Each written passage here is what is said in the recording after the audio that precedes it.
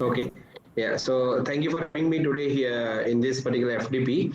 I'll be talking about few technologies in another one and a half hours, and also in between I'll keep a session for interaction. So to cover up our 2 hours discussion, I hope that you learn something what we are working on, and at the same time I also learn something from the participants in terms of interesting questions and interaction. So having said that, let me share the screen.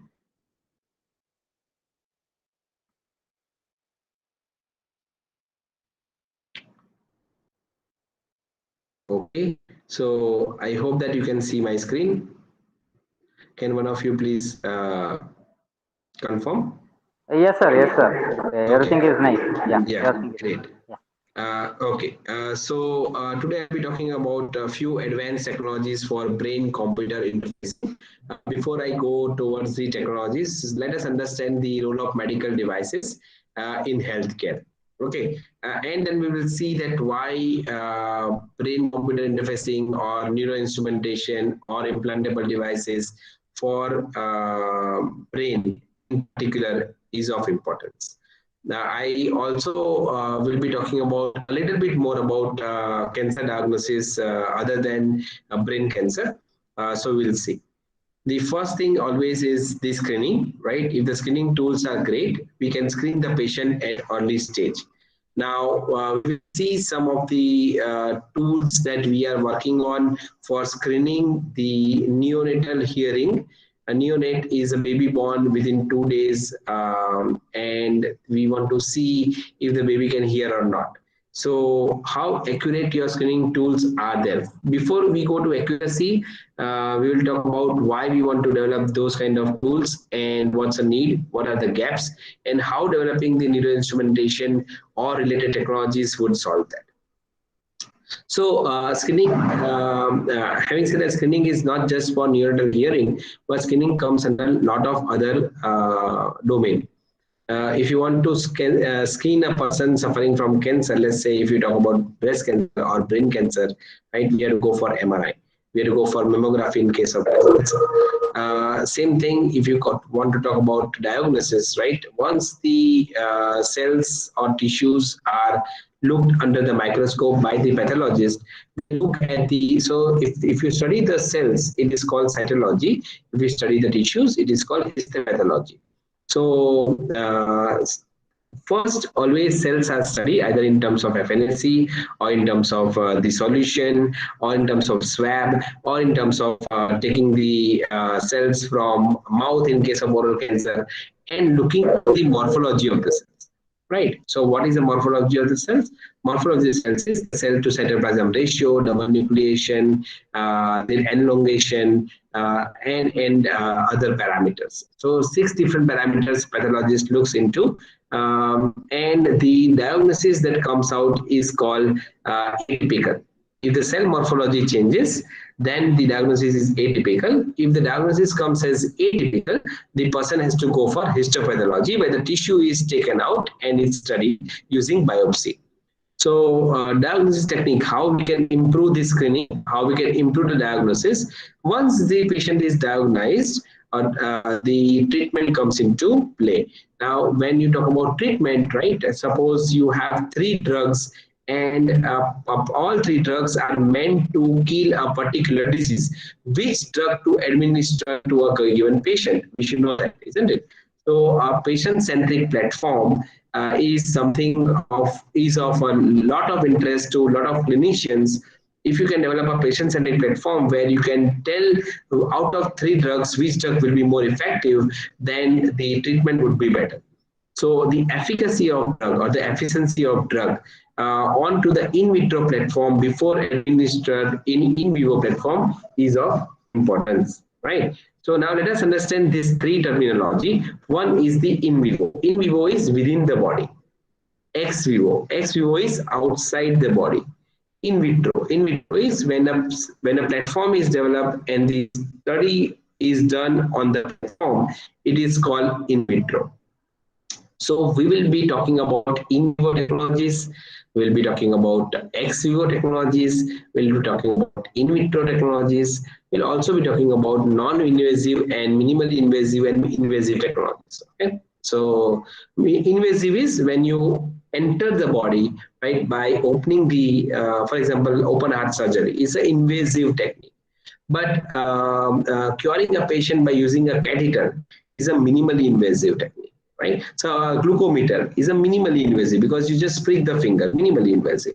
Non-invasive is, let's say, a band to understand EEG, to measure epilepsy, to measure stroke. These are non-invasive technique. Or to understand or screen a patient using the breath sample, right? So when we breathe out, our breath has a lot of volatile organic compounds. Through that, if you can screen a patient for a disease, then it becomes non-invasive. So invasive, minimally invasive, non-invasive, in vivo, ex vivo, in vitro, right? So these are some of the terms that we will keep using it.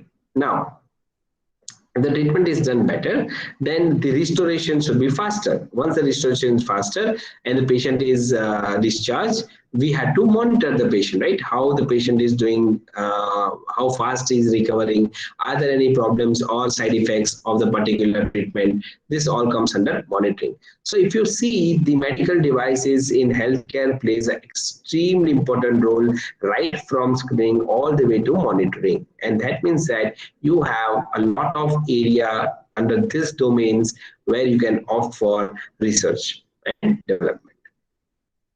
Now, if we bring a new technologies or advanced technologies which can solve one of these many verticals, then it will result in a improved health outcomes, right? Then, if the health outcomes are improved, automatically the reduced length of hospital stay.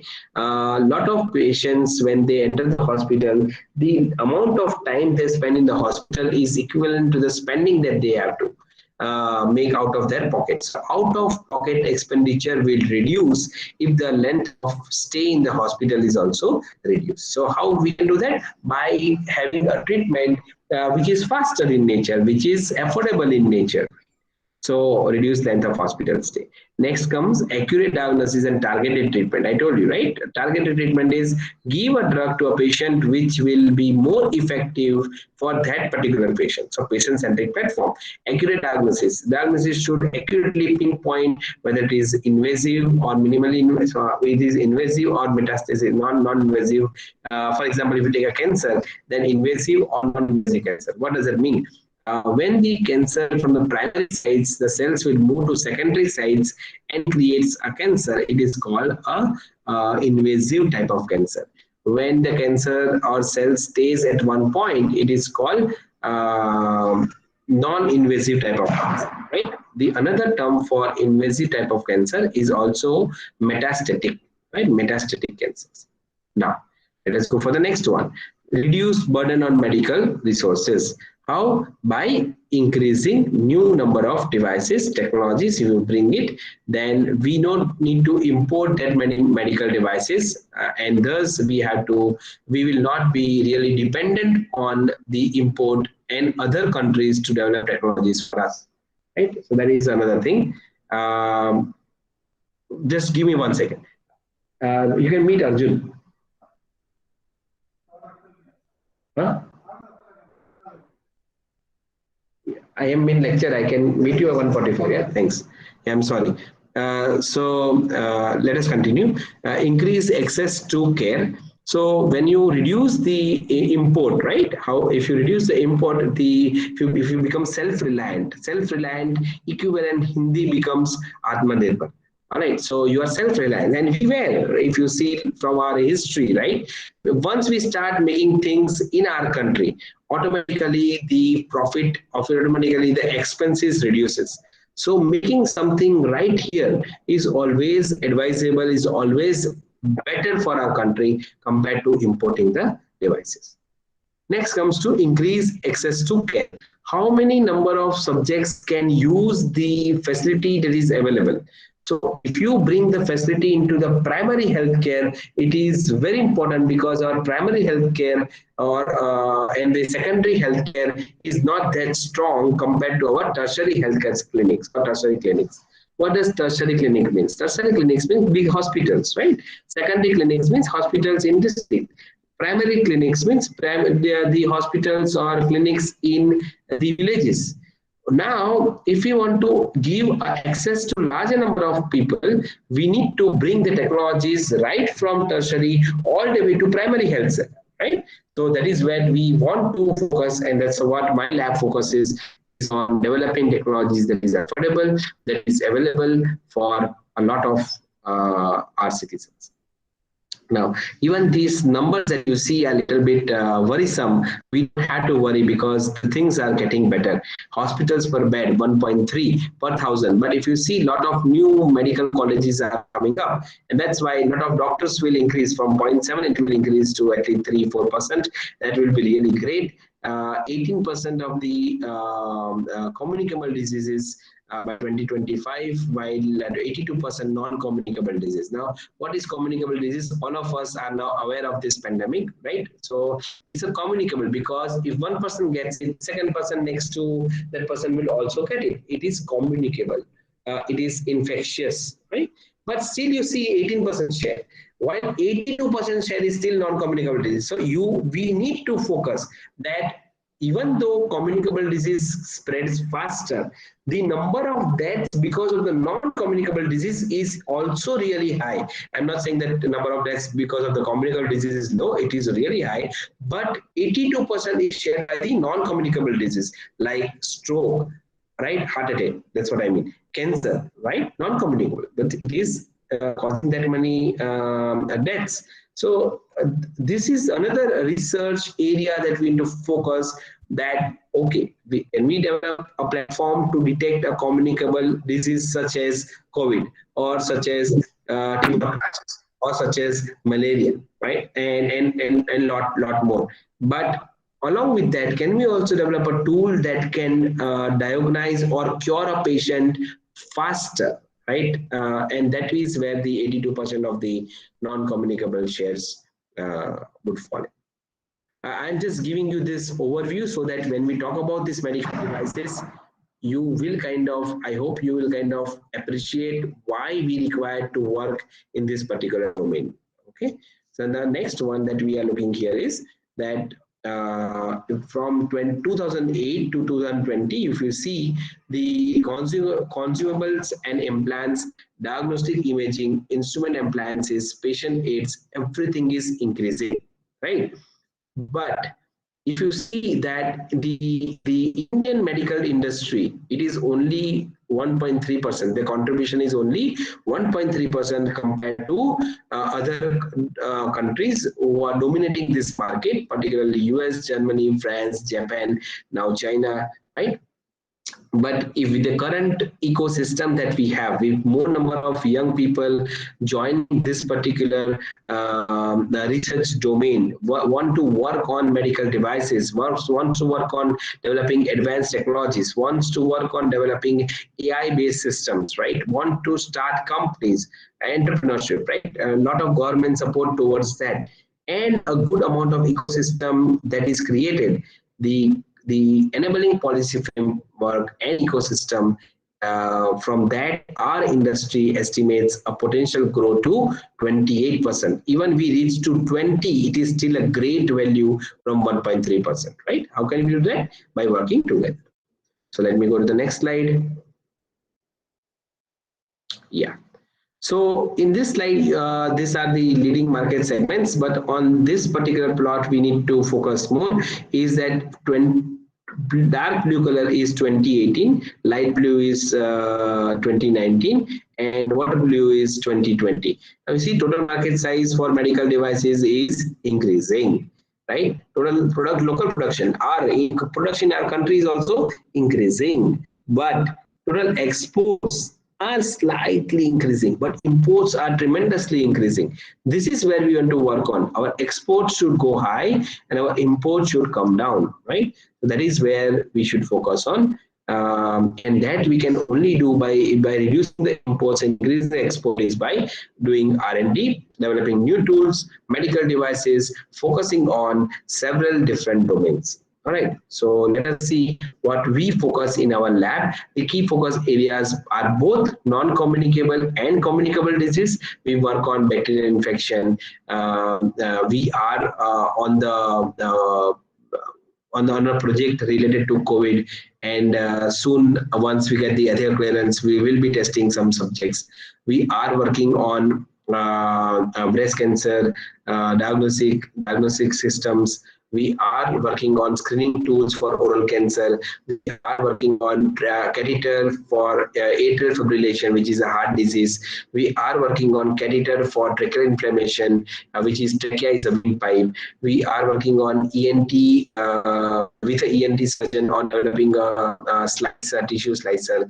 We are working with neurosurgeons on developing tools for brain cancer detection, particularly tumor margin. We are working on protein-protein interaction in case of oral cancer, in case of in the intraoperative environment, and we are also developing some surgical tools for the same. So it's quite broad. Now this broad is not because we are the only expert, but because we have a very good collaboration, and this collaboration comes from several doctors around us. Now what we will be talking today is about microns. All right, now most of you would know what is a micron, 10 to the power minus 6, very easy. But how small it is. So if you take a human hair, right, a strand, one single hair, it's about 50 to 70 microns. You will take a hair about 70 to 23 microns. Dust mite, 10 microns. Pollens, 30 to 50 microns. Compared to all this, 1 micron, you can see here a dot. Right now, those who are from electronics background, they would know that you all study MOSFETs, right? You all study circuit design, cadence.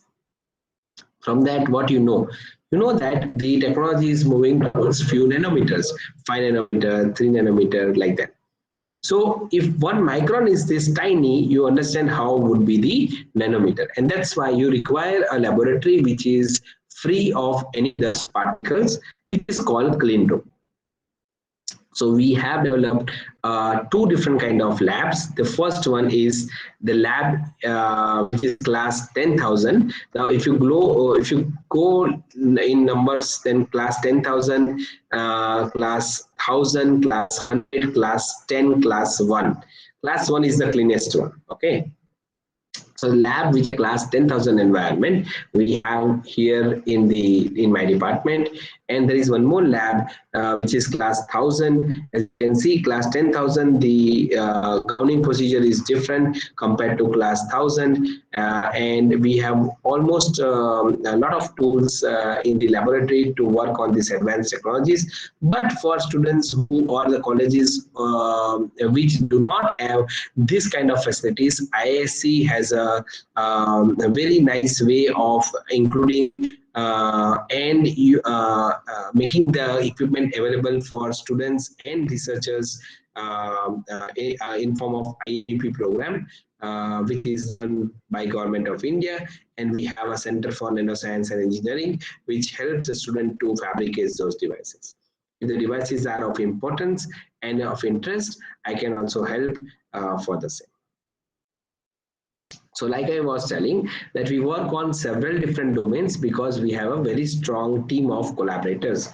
If you see the left side, this whole side are neurosurgeons, Vikas and then Giri, Sabri and Manish and Lingaraju. These all four are neurosurgeons, where Vikas, Manish and Lingaraju are from NIMANS. Anita is a chair of neuropathology in NIMANS. Shabri is a neurosurgeon in Ramaya Hospital. We have cardiologist, cardiothoracic surgeon Prasanna Sima Mohan Rao from Jaydeva Hospital, Deepak Panmanaban from Jaydeva Hospital, ENT surgeon Manjunath from the KIMS Hubli. We have neurologist and pediatrics Sanjay Rao from Majumdar Saw. We have Pratik and Niranjan from Indira Gandhi Hospital. We have Subha AM from St. John's Hospital. Physiology, we have Atika Mohan, who is chairing the physiology department as a Rishikesh.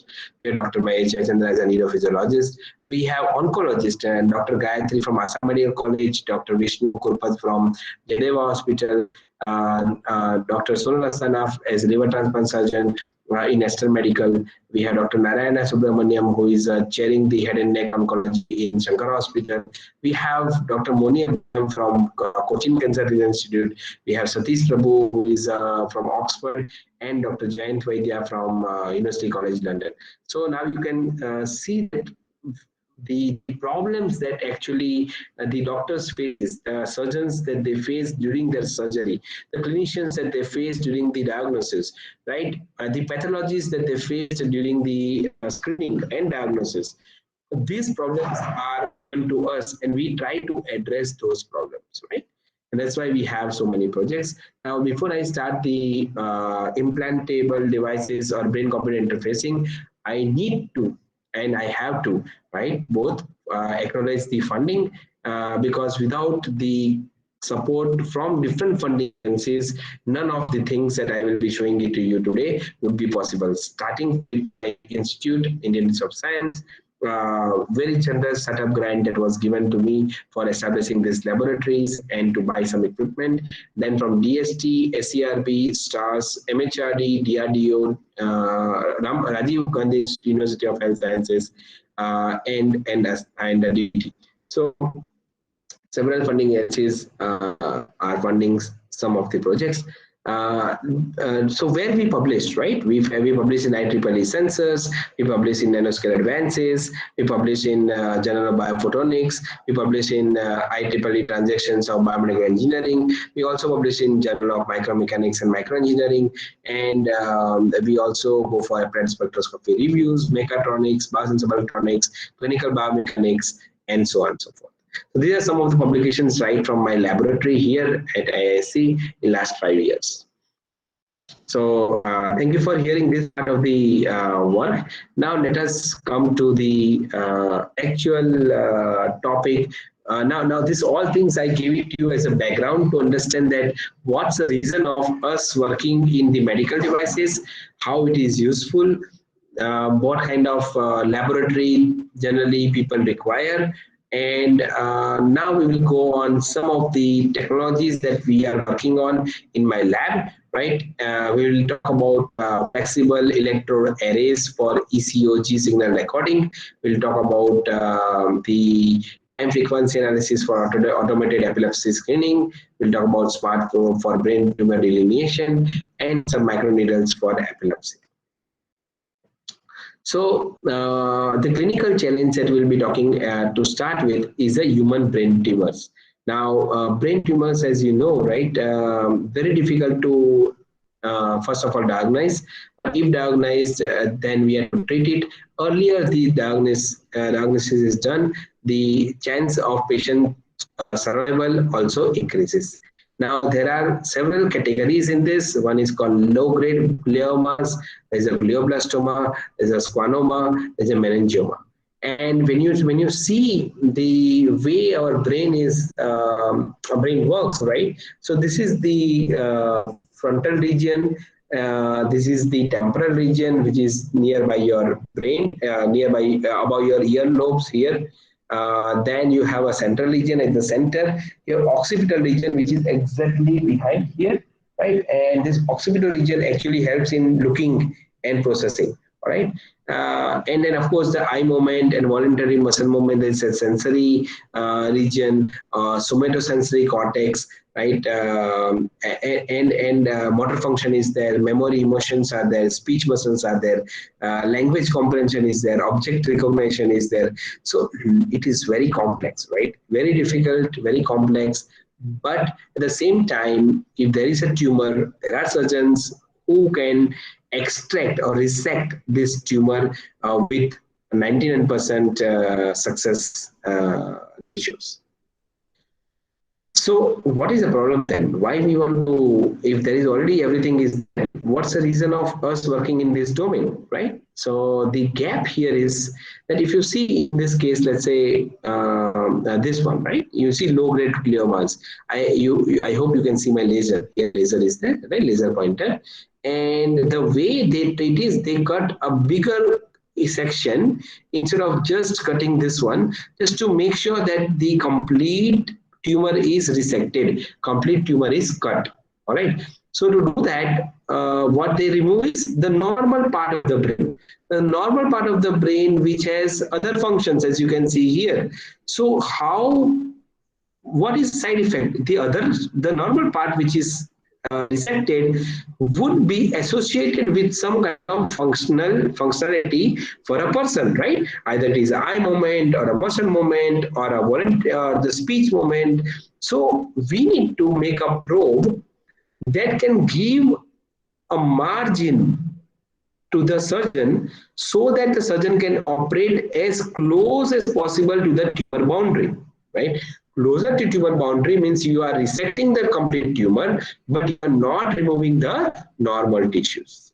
You got it? So if I develop a pen, and if the surgeons can put a pen across the tumor, and that map you can see that okay, this is the tumor region and another thing is normal, they can cut the tumor accordingly. So finding a tumor margin is something that is of our interest. So to do so, we have a smart probe for brain tumor delineation. We are developing this thing. Like I said, the objective is to develop this smart probe so that it can give a tumor boundary.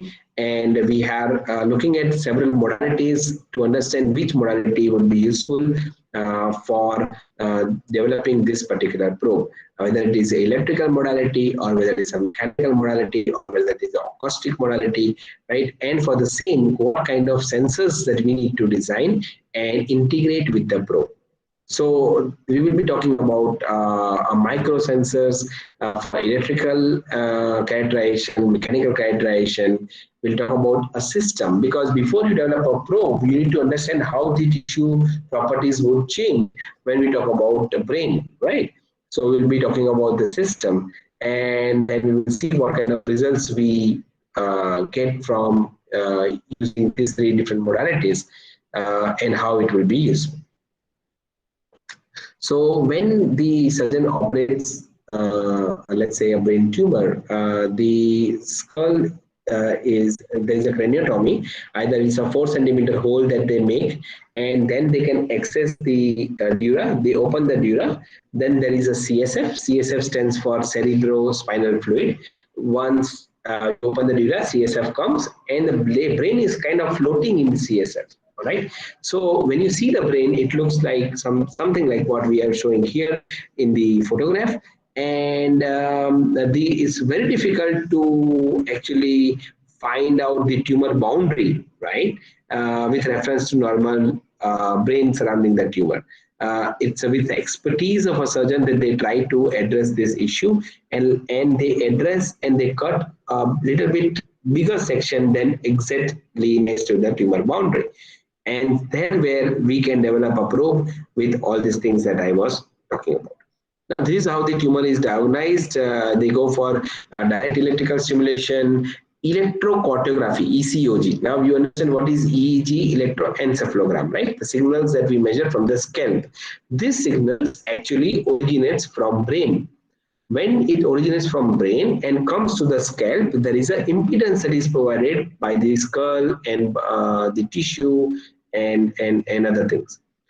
So the signal that we are measuring on the scalp using the wet electrodes or dry electrodes for EEG are of microvolts range.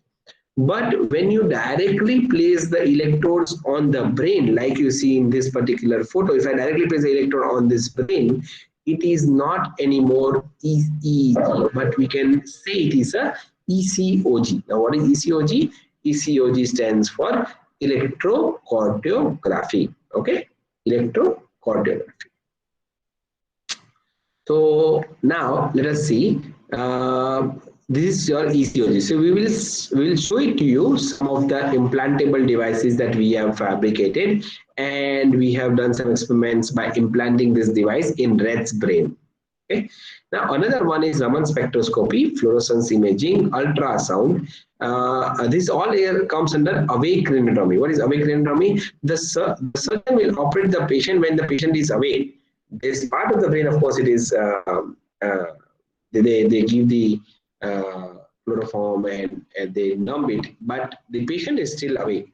So The idea here is that when they want to operate the patient, and if they touch the area which is related to the speech, the person is asked to speak, right? When I'm speaking, suddenly the area where the speech is concerned is kind of touched, my speech will deteriorate. If I'm playing a music, suddenly that my finger movements, the motor skills, right, will be affected if that particular region of the brain is pressed. So the person is awake, right, and the surgery is happening. In that, this thing follows. Raman spectroscopy. Raman spectroscopy is a tremendous tool to very clearly delineate the tumor from adjacent normal. But the difficulty is that it takes longer time to make that thing happen, which in the intraoperative environment, it is difficult.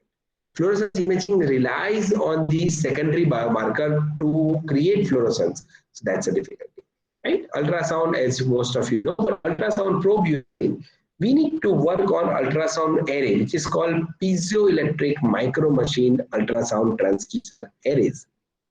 Developing those arrays in a tiny platform and then doing tumor delineation will help us a lot, because now you can really use this probe in the intraoperative environment. I hope that most of you have seen ultrasound transducer, very big, right?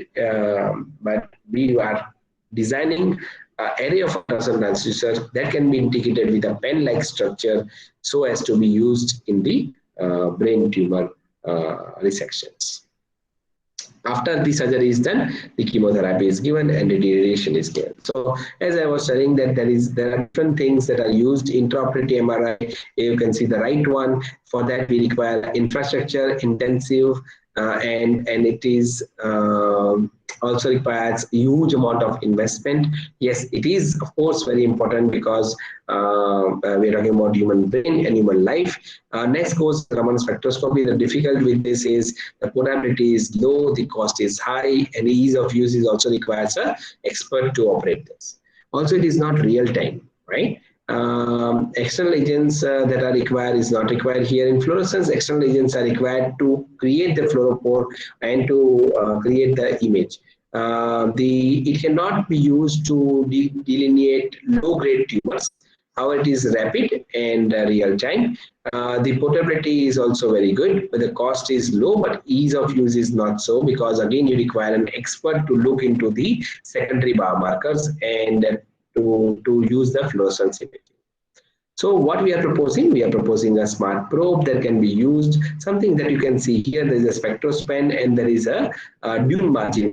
This probe are used for breast cancer, and we want to try to use in the brain. There are ultrasound transducer by Philips, but some of them are useful. Some of them can do only ultrasound. We want to add other modalities to the same probe and try to see that whether adding the modalities would improve the tumor margin detection.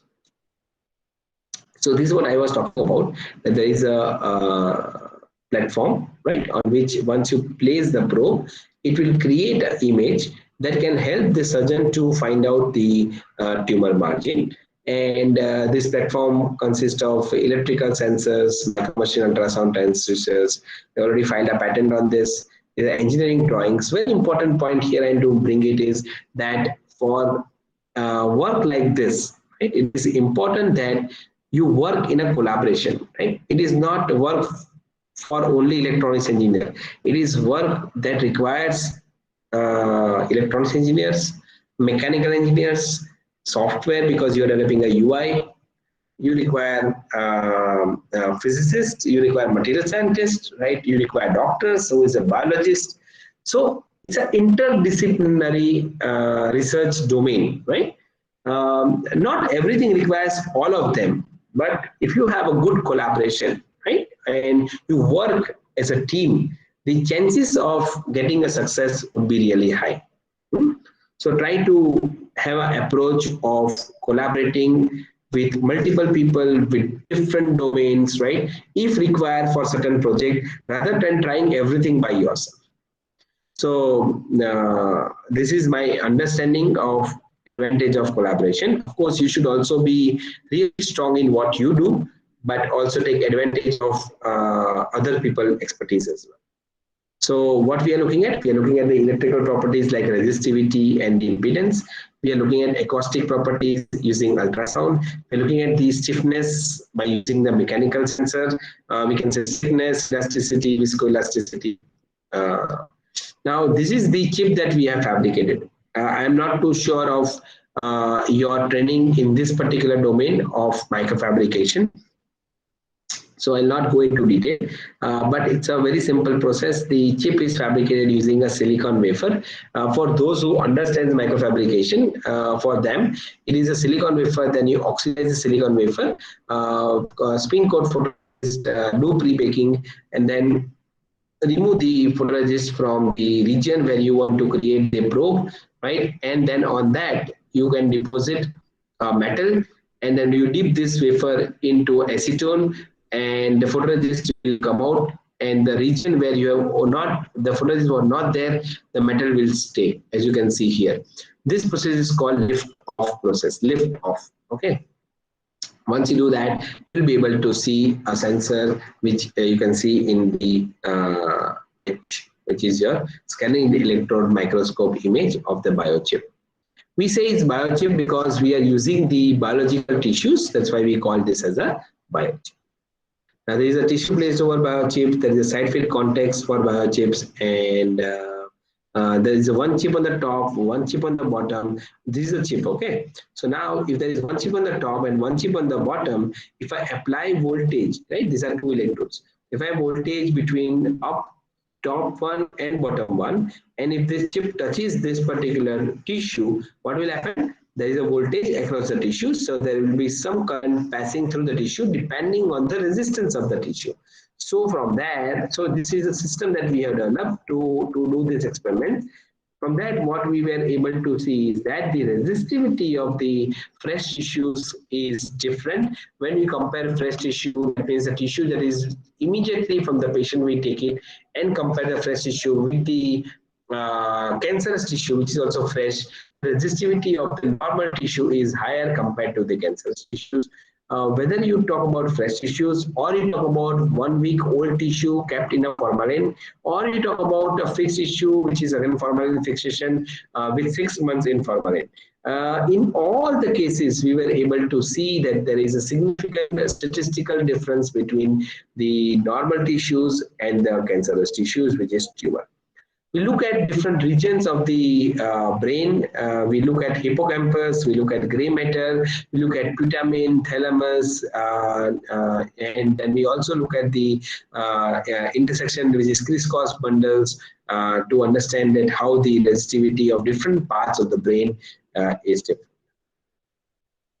What we found is, like I said, that there is a significant difference between the normal regions versus the tumor tissues. There is a difference between white matter and gray matter, and we also observe that the white matter has significantly higher resistivity than gray matter, and we also observe that gray matter regions demonstrate non-significant resistivity differences.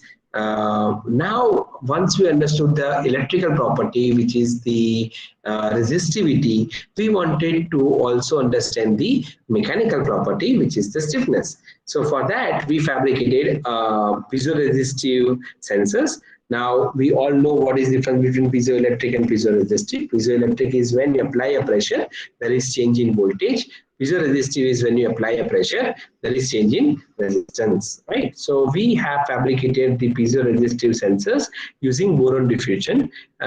It's a complicated process, so I'll not go into detail, but maybe one of the lectures, maybe out of FDP, or I can plan to come to your university and deliver a lecture on lithography to understand that how the sensors are fabricated. We'll talk about that at certain point of time. I'm not going into detail about this, but do understand that we have used boron diffusion to create these piezoresistors, and on the back side of this, we have created a pit so that this is the diaphragm. Now, what's the reason of creating the pit? Because if I apply a force in the front, because of this pit, the diaphragm will bend. Now, when the diaphragm bends, then there is a strain in this piezoresistor, which causes the change in the resistance. So you can see the front side, you can see the back side etched, so that when you apply a pressure, this will bend because it is a pit, or in the front you can say it's a diaphragm. Each piezoresistor is an optical photograph for piezoresistor, and we have used 4 piezoresistors so as to create a Wheatstone bridge. This all is done in within this area that you can see. It's a very tiny force sensor that we have fabricated. We have fabricated a system to understand how to measure the change in the tissue properties when you apply a pressure. Again, you can see there is a top electrode, there is a bottom electrode, right? When you apply a pressure, then what will happen? That there is a force that is applied on the piezoresistive sensors.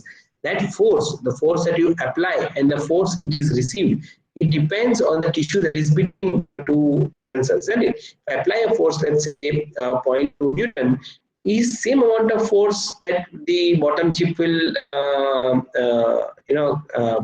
experience? No, it depends on the tissue stiffness. So from that, we found out how could be the change in the force sensors depending on the tissue stiffness. The change in the force sensors, that means the change in the piezoresistivity of the force sensors. All these dimensions that we are showing here are in millimeter, and you can see the change in resistance with respect to force is quite linear. We were able to measure several regions of human brain: motor cortex, which is gray region; motor cortex white region; sensory cortex gray region; sensory cortex white region; frontal gray matter, frontal white matter; glioma, which is the cancer. So glioma, what we found is, after doing all the experiments, we found that the glioma has significantly lower stiffness compared to normal tissues. In brain cancer, what we found is glioma is softer. But when you talk about breast cancer, you will find that the cancer is stiffer, right? So there is there is something that you need to also learn, or maybe it may be interesting to you to understand this fact. Tissues of brain demonstrate viscoelastic behavior, so stranded dependent on the stress, and the white matter regions that you see are stiffer compared to the gray matter regions. Right. So this is all the experiments that we have done to understand the electrical and mechanical properties of the brain tissue.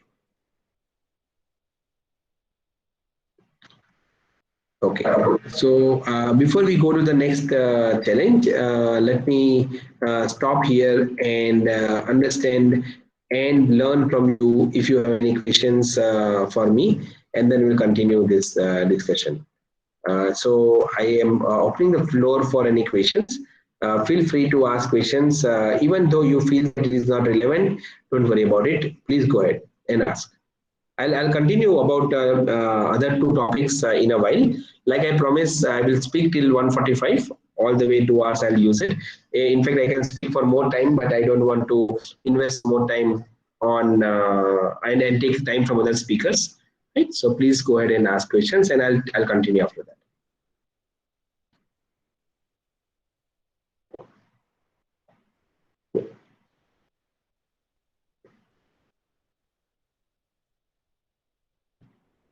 No questions? Okay.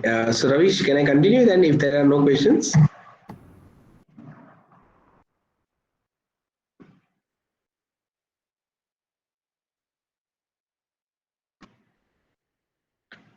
Yeah. May I continue, Ravish? Yeah. Hello, any? Yeah. Okay, great. Thanks, Santosh. Thanks. So let me continue then. I'll just share the screen.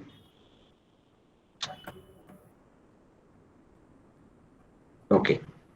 So we were talking about the mechanical characterization, and then we came to the slide which is talking about the epilepsy. Now let us understand the second part of this discussion, epilepsy. So if you understand, epilepsy is fit, right? Fit, where you see a person shaking because of the misfiring of electrical signals in the brain, and about 70 lakh epilepsy patients are there in India, and 58% number of epilepsy surgeries are also there.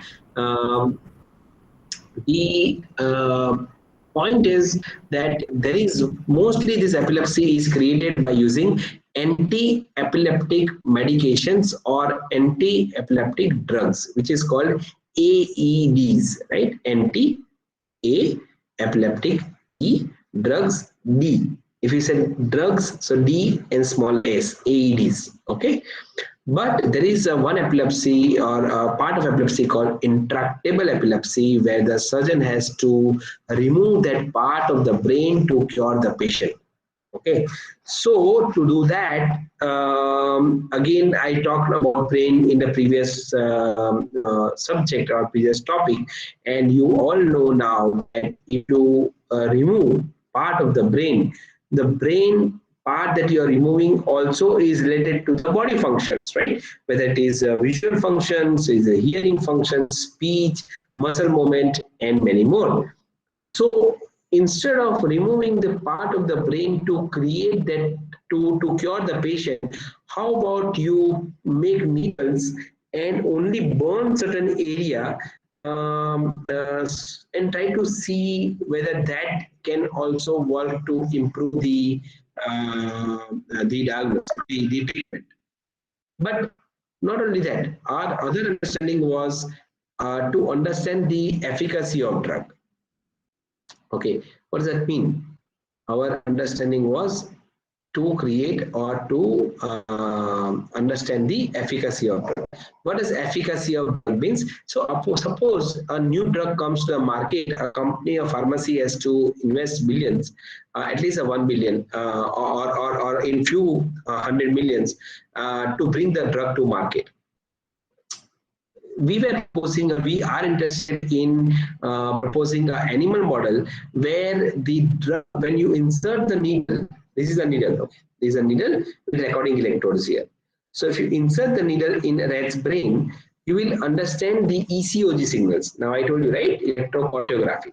Because when you insert the signals, they insert the needle in the rat's brain, it goes to the cortex. Now cortex is made up of several cortical columns. So if you insert the needle, it will go into cortical column and measure the signal from the cortical column. Now each column can be divided into 6 layers. Layer 1, 2, 3, 4, 5, and 6. Layer 4 is the input layer, 1, 2, 3 is the processing layer, and 5, 6 is an output layer for what? Electrical signals. So if I place this needle electrode or needle with recording electrodes into this particular column, what will happen? I can measure the activity happening within the single cortical column. If I have array of electrodes, I can measure the activity within the array of cortical columns. Now, if you put a drug or if you administer a drug into the subject, if a subject is having epilepsy, if the drug is effective, the electrical signals would be different. If the drug is not effective, electrical signals would be different. So I'll show you the some of the results. When you create an epilepsy or when there is epilepsy, there is a seizure. So the ECOG signals or EEG signals will be very high. There are spikes and there are seizures. But when the baseline is there, it's very normal. It's like just EEG signal. So what I mean, before we go to the experimental part, let us see the fabrication part. Okay, so we have fabricated this single electrode the CNS guys, Center for Neuroscience or neuroscientists, they call as a micro electrode. We call it as a needle because for us it's a needle with lot of electrodes into it, right? So it's a needle or a shank, you can say, with lot of recording electrodes printed onto the shank. Now when we say printed, it is actually fabricated using photolithography technique. So there are now the question is why you want to fabricate this device when there is already existing device in market. Yes, there is existing device, and each device cost us $5,000. You can see here there are two companies selling this kind of needles, $5,000 from Neuronexus.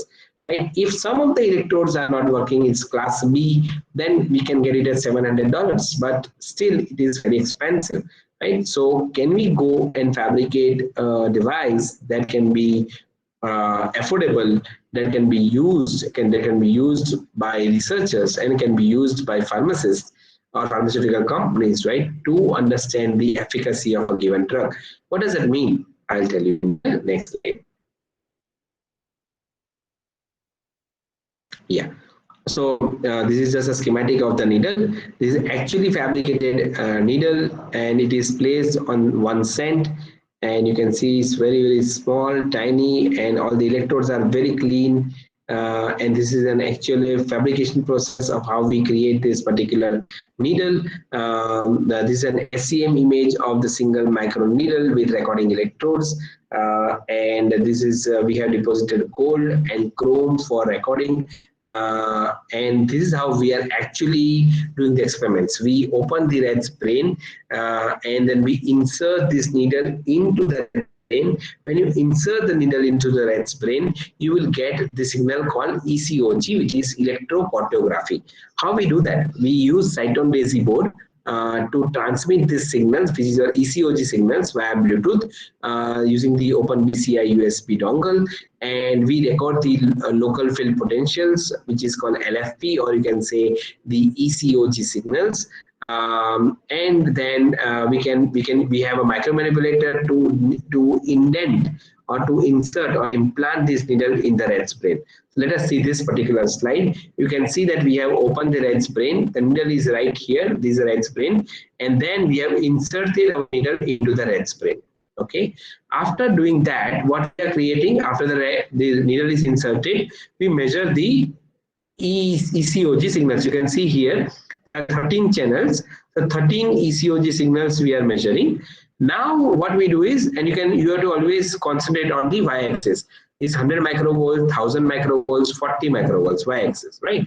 So when we load a drug which will create epilepsy. Now what we are talking about, a drug that you put on the brain here, that will create epilepsy. When it creates epilepsy, you can see that all these channels are showing some kind of activity. It is 1000 microvolts. It is 100, it is 1000. That means there is a significant activity, that means the fit is created, epilepsy is created. Now we use anti-epileptic drug and again load into rat's brain. Now, what is the role of anti-epileptic drug? The role of the anti-epileptic drug is to recover the baseline signal, isn't it? So after we load the drug, we found that in 5 minutes of time, we were able to recover the baseline. That means the drug is effective, isn't it? Because if you cannot recover the baseline, you can see 100 microvolts, 40 microvolts. Of course, the baseline will be a little bit below 100 microvolts because we have given a drug that will suppress the signal activity like this and bring it back to normal, right? So now what we have shown is a platform that can be used to understand the effect of anti-epileptic drug. When we did that, we also wanted to see and compare within 15 seconds of time how these things are changing. So you can very clearly here also see that the y-axis is minus 50 to 50, minus 1000 to 1000, minus 20 to 20, and there is activity here. If I put minus 1000 in this particular case, you will not be able to see anything that you can see here. See, minus 1000 is just like a flat line. Here you see, here again a flat line. Excuse me. So now what we can also see is a corresponding spectrogram after the 7 minutes of bacterial administration. The C1 shows the 20 seconds of recording after 4 minutes of anti-epileptic drug, right, which is here. C2 is a power spectrum for the same, and C3 is a spectrogram for 10-second recording after 4 minutes of the anti-epileptic drug. It's not 5 minutes, but after 4 minutes. But in material of that, we were able to see very clearly that the signals are recovered. Now let us go to the next set of the same. So now what we are telling is we have created a platform by which we can measure the signal through the rat's brain. And if we want to study the effect of drug or efficacy of drug, that also we can measure. So this is a brain and there is a computer, and we have interface computer with this needle, right? And studying the activity of the brain to understand the drug. So that's how brain computer interfacing word comes from. The earlier probe that also we were discussing, right, also comes in the same vertical, where we have a probe, and when you place the probe, you can see on the signal what are the things coming from this brain. But in that case, there is a robotic arm that we are creating to delineate the brain tumor or brain the tumor boundary from the existing normal. In this case, we are implanting and leaving it there. Right? We can, of course, we have to suture the rat's brain back and then recover the rat and let the rat live for a few days before we euthanize the rat. So let us go for the next one, which is a three shank electrodes. Then there are several electrodes that you have. You see on each shank, it's about 33 electrodes. Like I said, there can be array of this shank so that you can cover more region in the brain. So this requires 3 masks to fabricate this kind of device.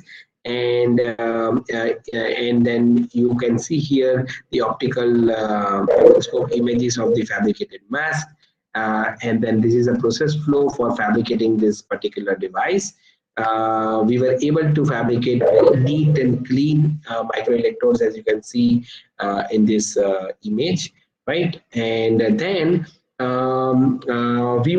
want to move to a little bit a different section, which is the flexible device that can be used for studying the implantable devices or studying the epilepsy, flexible implantable device for studying the epilepsy. So to move towards that, let me continue this and then I'll again stop and ask if you have any questions.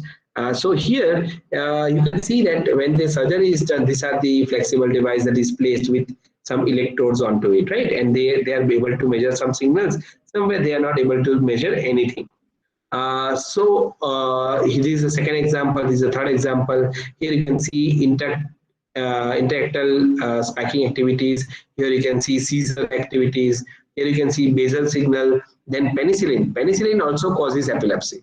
So when you put a drop of penicillin or administer a penicillin, there will be creation of the epilepsy. So that's what we were able to see using 3 different platforms. Not we were able to see, the researchers were able to see. And from that, what we wanted to do is to fabricate a device that once you implant it can be bioresorbable. So what is bioresorbable? That once the device is implanted, it should dissolve in the brain. So to dissolve a device into the brain, we need to understand what kind of materials we like to use it, isn't it? So like I was telling you earlier, that there is no definite epilepsy specific drug for treatment. And there is epilepsy called intractable epilepsy, which is among 30% of the epilepsy cases, which cannot be treated with AEDs. So what we want to do, it requires the surgery to be done by the surgeon. Conventional implantable device with monitoring signals requires surgical retrieval procedure. Bioresorbable material will dissolve with the pH and temperature, which is our body fluids. And thus, such material can be used to engineer a novel class of devices that get resorbed or absorbed, right? Resorbed within the body, eliminating the shortcoming of the conventional implantable devices. Now, what does it mean? Right now, the surgeon has to implant the device, suture the brain, let the episode occur, and then again open it, again take out device, and then reset the part of the brain. What we wanted to work on and that we are working on right now is when you place the device, suture the brain, when the device measures electrical signal, after 3 days, 4 days, 5 days, this device would get dissolved or dissolved, right, or resolved. And then the surgeon can continue with the surgery. So we have tried to fabricate a 32 electrode flexible device, and very happy to share with you that we were successful with our experiments. We are still conducting many more experiments to make sure that the device and the claims that we are proposing, it makes sense and is repeatable in nature. But as far as the materials that are concerned, which are bioresorbable materials, lot of literature is available, as you can see in this particular slide, right? John Rogers and team are the pioneer in this particular work, where they worked on several kind of bioresorbable sensors. And the metals that are used, which are bioresorbable in nature, are magnesium, zinc, tungsten, molybdenum, iron, PLGA, silk, highly doped silicon nanomaterial. The some of the semiconductors that are used are zinc oxide, nanoporous silicon, single crystal silicon or silicon nanoporous materials. If you talk about insulator, there are silicon dioxide, which is SiO2, silicon nitride, which is Si3 and 4. There is MgO, which is magnesium oxide. There is polyanhydride, and there are certain processing technique, right? So some techniques uses the thermal evaporation, some uses the e-beam evaporation, some techniques uses sputtering, some uses single directly silicon wafer, some uses the silicon on insulator wafer. So depending on the fabrication techniques and the substrate, the material will work or act accordingly. So we took the advantage of the available literature and selected a few material to fabricate a device that you can see here. Sorry, in this particular slide, there are 32 electrodes. So before we go to the bioresorbable part or the flexible part, we wanted to first check the chip, right? So we fabricated this chip, and these are holes for the drug, and then all these 32 electrodes and the material for the same are made up of the bioresorbable metal or semiconductor or insulator, including the substrate. So now what we were interested is that when you implant this device, you can load the drug from the central hole to create the epilepsy, and then you can put AEDs through these two holes to understand the efficacy of the drug. This is how we wanted to implant the device and then structure it and have an electrical module, which is a wireless system that can send the ECOG signals. Again, you are implanting this device or you're recording the signals from the brain, right? That's why it is called ECOG. So, and transmit to a UI, that is your EEG lab using MATLAB. It's a kind of a software that can help you to use different filters and study the EEG signals. These are actually fabricated devices, and this we checked for the bioresorbability of this device at different days from day 0 to day 18, and over a period of time it starts dissolving, right? We need to adjust the substrate thickness so that we can give a device and we can tell in exact how many days it will dissolve within the body. This study is done using the cerebrospinal fluid, human CSF, and the CSF was given to us by Nimens because we have a collaborator at Nimens.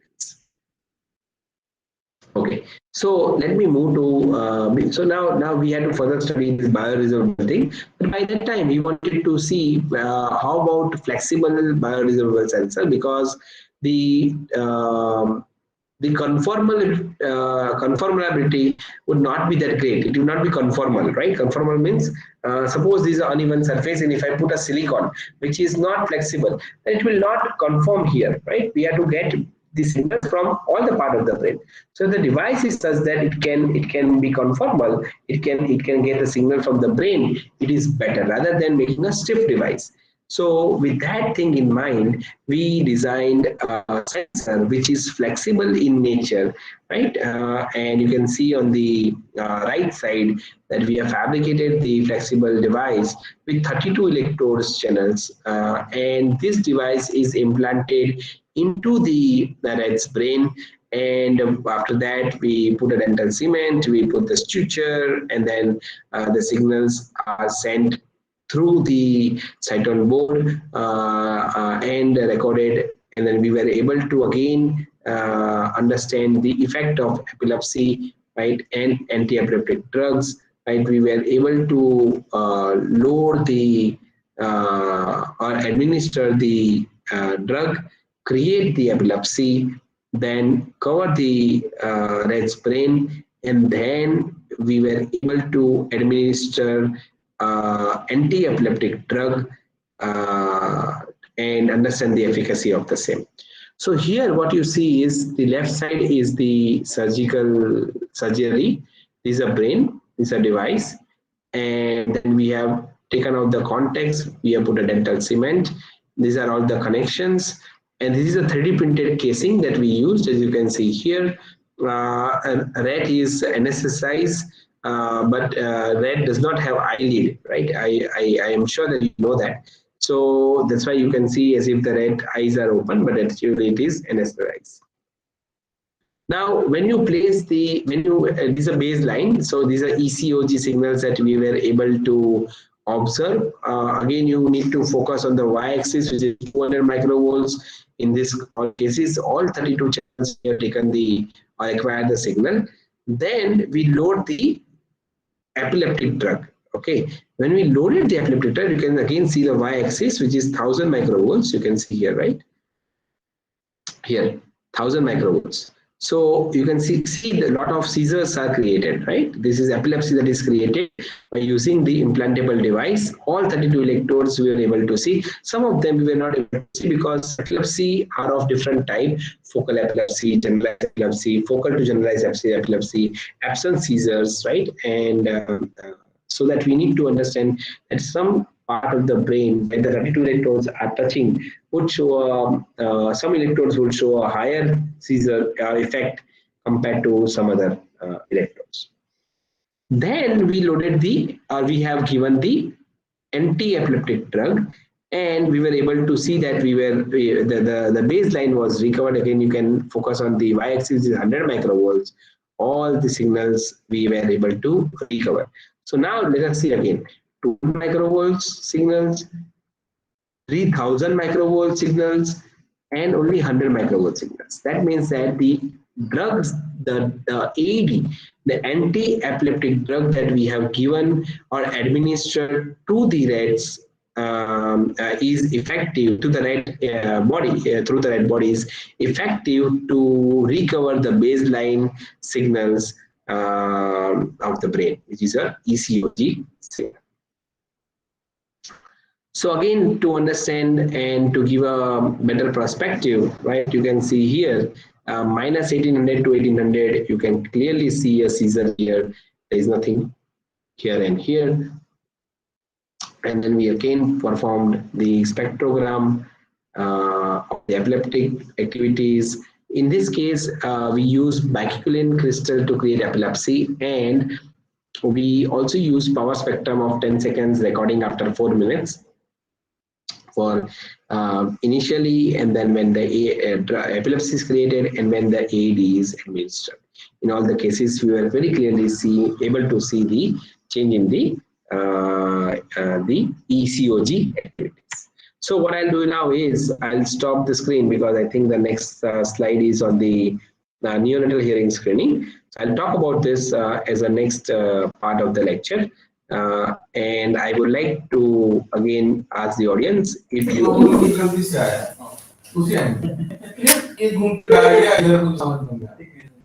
Sir, one question. Yeah. Good afternoon, sir. Sir, whenever you are convert that signal to spectrogram, for example, I am working with regards to sleep recordings. It is continuous recording, 6 to 7 hours recording. Yeah. So,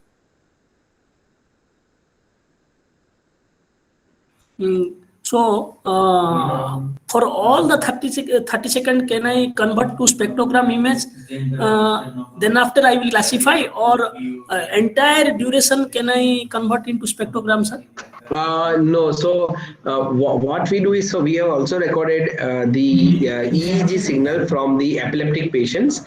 We have done study on 88 subjects, and those data was shared with us from AIMS Rishikesh. So you measure 45 minutes of recording, right? While first 15 minutes you let the person to sleep, and then you record the signals. So for that we have identified a signatures, which is like a slow wave spikes. And through that, we have developed an algorithm that can help to diagnose whether epilepsy is absent seizure is there, or focal to generalized or generalized epilepsy is there. So to create a spectrogram of entire thing is also possible, but I think the signature, what I can do is, Santosh, is that I can share the manuscript that we have written, and I will very happy to take your questions in detailed discussion, because as you know, converting to spectrogram or understanding the signature, which one would be beneficial for your study, we can discuss in detail. Yeah, would it be okay if I connect you with one of my student?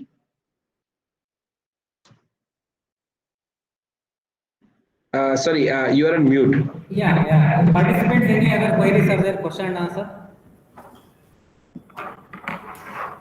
Hello. Sir, hello, sir. Yeah, Santosh.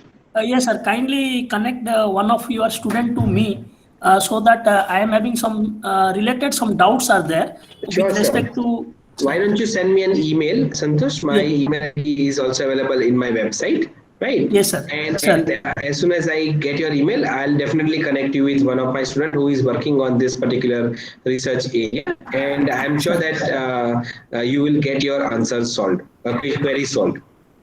Thank you, sir. Can Thank I you so add much, sir. one more note with the permission of Hardik Pandya? Yeah, please. So I was attended one session on the NPTEL. Professor Hardik Pandya is a good resource person, and he contributed to the national level in NPTEL SWAYAM courses. So is the particular area is electrophysiology and neuroinstrumentation, and those videos are there and the lecture sessions are there. It is available in the SWAYAM NPTEL course. Many were there in the chat box. They were asking about many topics. You can start with the basics, hardware part, electrophysiology, neuroinstrumentation, design of devices, then VLSI. All the sessions are there. Many videos are there. Session videos. You can get be benefited. Sir Hardik Pandya, with your permission, I given the information. Sure, Let him sure. to use the resources. Yeah, no problem. Yeah, please. I was attend the course. In fact, that's very useful for those who are working in this area. That's a add-on note from the coordinator desk. I am now insisting and giving you some hint so that you can do lot of other informations are there. What and all the queries are there. So it is better if you there know. So you will learning more insight into the electrophysiology and neuroinstrumentation. And the course is developed based upon those courses that Yeah, sure. So, any other questions?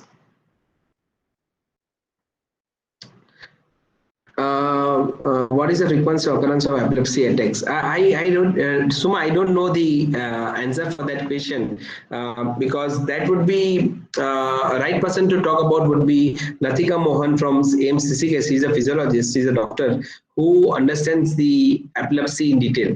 What we as an engineer or scientist are trying to do is create an algorithm that can identify or help doctor to quickly diagnose which kind of epilepsy is there. One. Second is that we want to create an implantable devices or devices that can be called as a brain-computer interfacing modules, so to study epilepsy. But at what frequency it will occur, how fast it will occur, I think the right person to contact would be Dr. Mohan. She's very nice. I think she will definitely reply if you have a certain query for her. You can always give my reference if you want.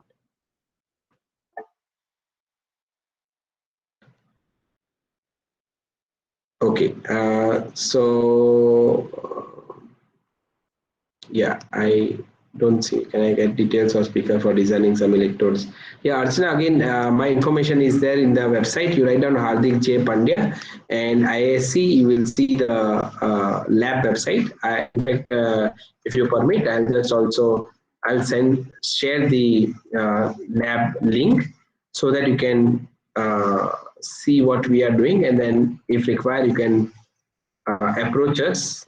I'm sharing the link with all the participants. You can look at that details, and then you can send an email to me, Archana.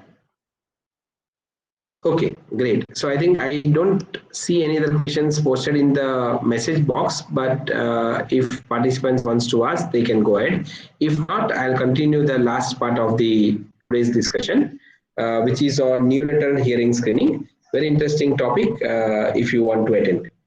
So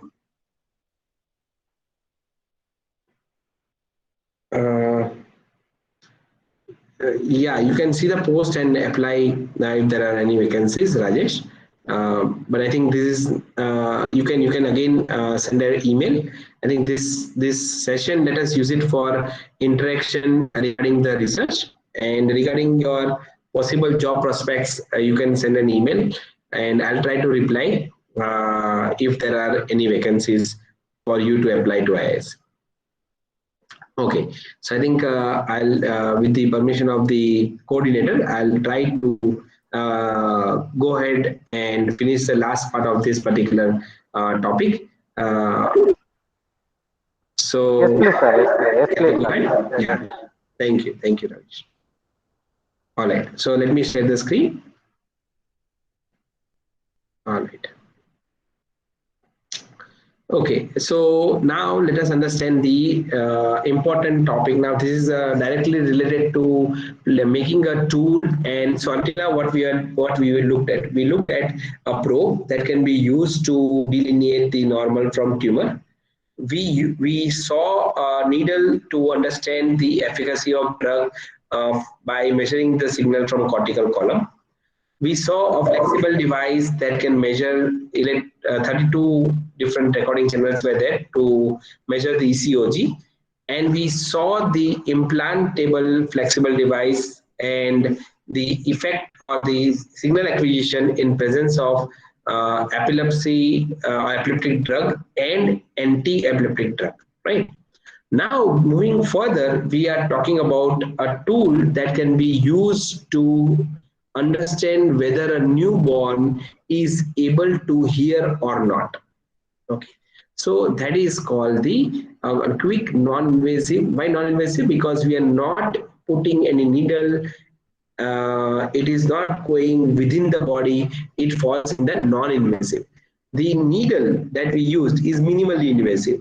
The flexible device, when you open the brain and place the device, invasive. Now you understand the difference, right? Both flexible device, the needle, and the probe all are used for in vivo studies because it is inside the body, right? This what we are talking about is a non-invasive tool, and it does not fall as in vivo or ex vivo or in vivo. So non-invasive and objective method to evaluate neonatal auditory pathways and indexed auditory cognition using the cortical auditory evo potential called AEP, mismatch sensitivity which is called MMN, and evaluated potential which is ERP. We are going to study a bit more on this. So why we have to address this issue and why particularly from our country perspective is very important. The first one is the neonatal hearing deficits. Hearing deficit is the most important or prevalent chronic sensory deficit at birth. Lot of neonates, they are born with a hearing deficits, and we need to screen those neonates so as to treat them at an earlier stage.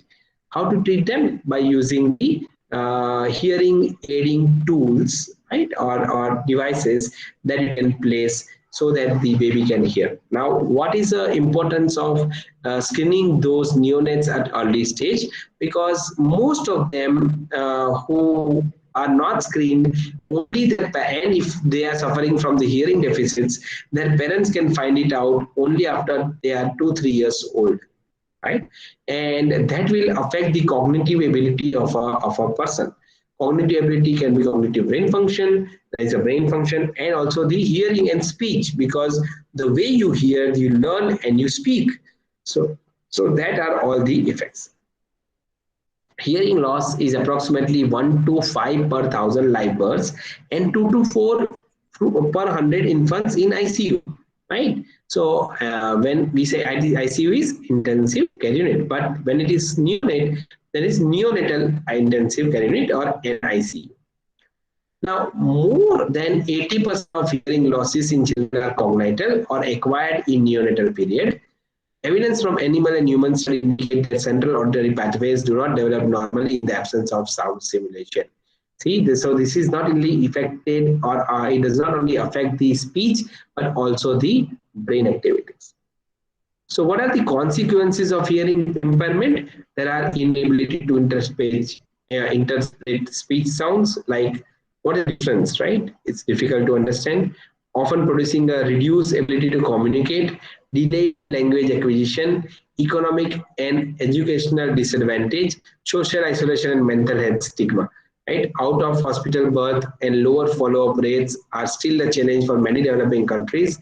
Early detection and treatment of hearing impairment in infants has beneficial effect on language and speech sound acquisition. Now,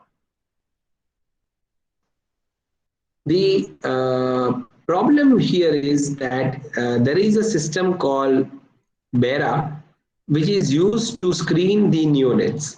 But each system costs about 14 lakh rupees, 1 4.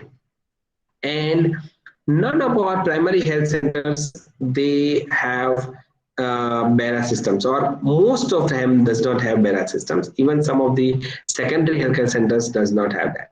So what happens? That means the babies who are born in villages, they are unable to get screened using this BERA system, and thus the parents do not know whether a baby can hear or not,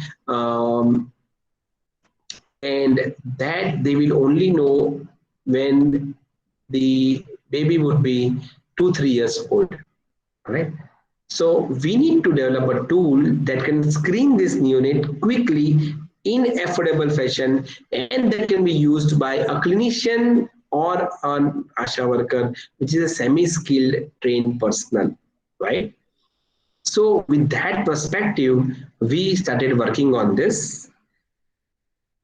DST and SCRB funded this project because it has a huge implications if we can successfully demonstrate the ability and develop a tool that can screen this neonate.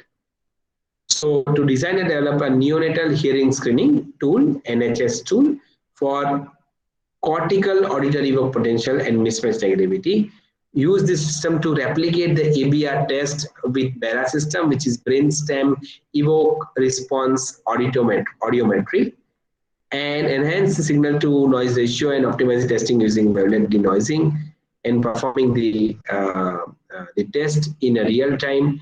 We have got ethical clearance to use our tool on 200 subjects, newborns in KIMS Hubli, and we also have ethical clearance to use this tool on newborns in Indira Gandhi Hospital. So there are two different systems. One is called autoacoustic emission, or OAE, and second one is auditory brainstem response. The autoacoustic emission is the echo that is generated by the hair cells, which is in the cochlea, and you may have heard about cochlear implant, right? That will improve the hearing. So OAE reflects status of cochlear amplification in the auditory pathway, only half circuit. Auditory brainstem response is a far-field summon potentials captured to scalp area, which reflects the neuronal activities from cochlea to brainstem, and that activities is generally occurring in first 10 milliseconds. The ABR amplitude is 0.1 microvolts to 1 microvolts. Again, the ABR is measured with like a EEG, and that's why the signals would be in microvolts range. And you can see there are instruments which are available, again very costly. So the current technology, they do only first 10 milliseconds. What we are trying to do here is that we want to do all the way from the outer ear to the auditory cortex. You want to understand the complete auditory pathway, and that will also understand the complete brain activity circuit is complete or not. Right now, only till auditory thalamus the things are measured. We were proposing both. We will do this, plus we will do the entire circuit. So with that goal, we also wanted to understand the mismatch negativity. What is mismatch negativity? So suppose I say da, da, da, da, right? Suddenly there is something else, right? It's called mismatch negativity. P300 is positive peak at 300 milliseconds. We will be talking about it at some point of time. So we developed this auditory stimulus to acquire the signal. This is the idea is to give the signals, that is auditory stimulus, and then acquire corresponding signals. If the results are good, we say it's conclusive, hearing test pass. If we are not able to completely understand the signals, we'll say inconclusive. And again, inconclusive, I'm sorry, this is not conclusive. Inconclusive, refer to an audiologist. So, sorry. So what we are proposing here is the screening tool that can be used on neonates to understand whether a neonate can hear or not. So let us see this. This is a stimulus. I don't know whether you can hear or not, but so these are just a stimulus like ting, ting, ting, ting, like that. Okay. This is another stimulus, and this is mismatch negativity. So the point is, let us see this particular, I'll play this video. Um, can you hear this thing? No. Can one of you please tell me if you're able to hear the video, like audio?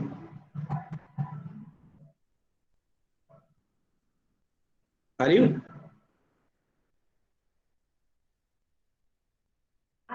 Yeah. Can you hear or no? I don't know. Can one of you please confirm? Oh, no, no, right? Okay, okay. All right, great. No problem. Yeah. So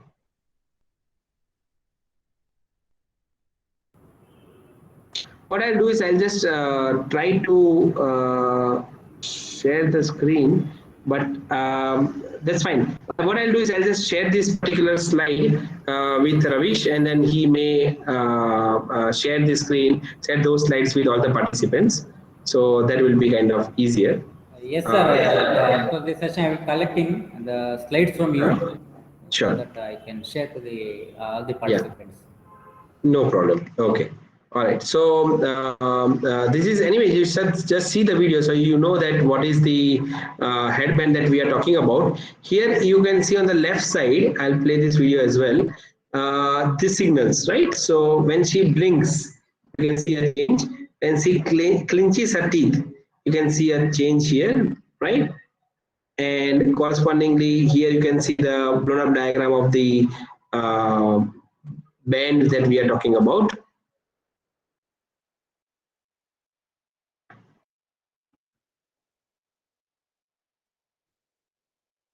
So this is corresponding engineering drawing.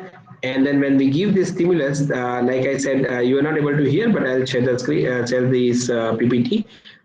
You will, when you see, when you get time, please look into that particular slide. You will see different stimulus, AEP1, AEP2, mismatch negativity, and then you will understand that what kind of stimulus is given and corresponding EEG is measured. So in terms of prototype specifications, we are at TRL5. Screening method is brainstem and cortical. We are using dry electrodes and not wet electrodes is easy to use.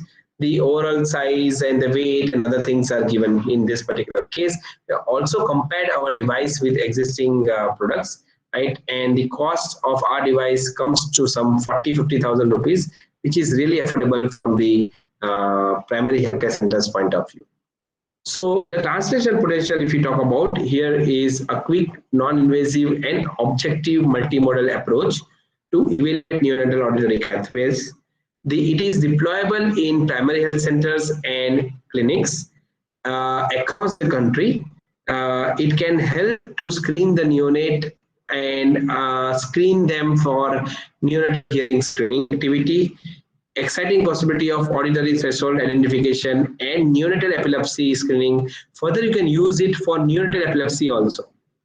What kind of regulatory approvals are required for such kind of tools and beyond is CDSCO. You have to have the ISO 13485. You also have to get the Human Ethics Committee clearance that we already have. So once we get the data, we are going to go for the approvals.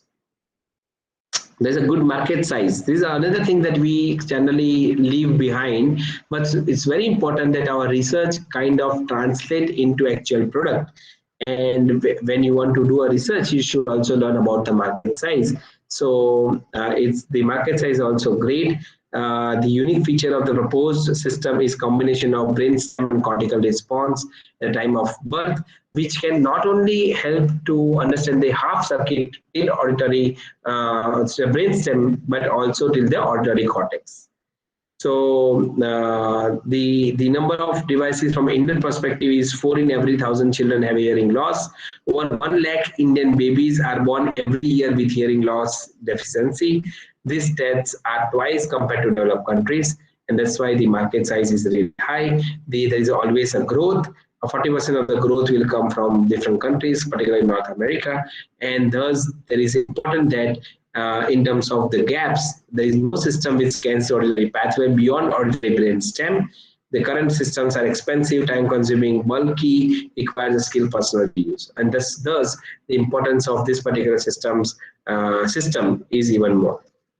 Now here what you see is the EEG signal from mismatch negativity. Like I said, mismatch negativity is suppose somebody calls da da da da da. Suddenly there is change, So that mismatch negativity we can see here in this particular EEG signals. This is EEG signals because we are measuring the or recording the signals from the scalp, right? So it's EEG, electroencephalogram. And from 5 subjects we have taken, and there's a grand average of this particular subjects, and we were able to clearly see the signal. Here we are able to see the P300. P300 experiments is unexpected thing, right? Suddenly when I keep talking and I generally this is all what you are expecting is I will talk about the technical things, right? So I'll just keep talking and suddenly say jalebi now or rasagulla. Then you said why he is talking suddenly. So that change, unexpected change, will cause P300 signal to go up in your brain. It is positive peak at 300 milliseconds because there's an unexpected word that you are hearing and your expectation is different. Similarly, there is a visual P300. Suppose you are sitting in the laboratory and you suddenly see a dog coming in the lab, right? Then that is not expected. So suddenly when you see this kind of thing, P300 signal goes out. There is a visual P300. We are talking about here is a auditory P300. So we were able to measure the auditory P300 from the young adults. We have not tried our tool on the neonates. The next set of our study comprises of trying this tool on the neonates because now we have got the ethical clearance. So with that, let me go to the next slide. These are the ethical clearances. Of course, I have ethical clearance for the Animal Ethics Committee to perform experiments on rat. We have ethical clearance from Human Ethics Committee to get the tissues, that is human brain tissues, and perform the experiments. And here the ethical clearance is from ISC as well as from KIMS Hubli. This is another project is of breast cancer, but I think I will just, in interest of time, I'll stop here. I'll get more questions from you, and if then you want, I can take one more topic. If not, we'll just end the discussion here. So I'll stop sharing the slide. I'd like to take some questions, if any, and then we'll continue. Sir, I have one question. Since it's a training institution, animal trial and other things are very easy for you to get the permissions and all.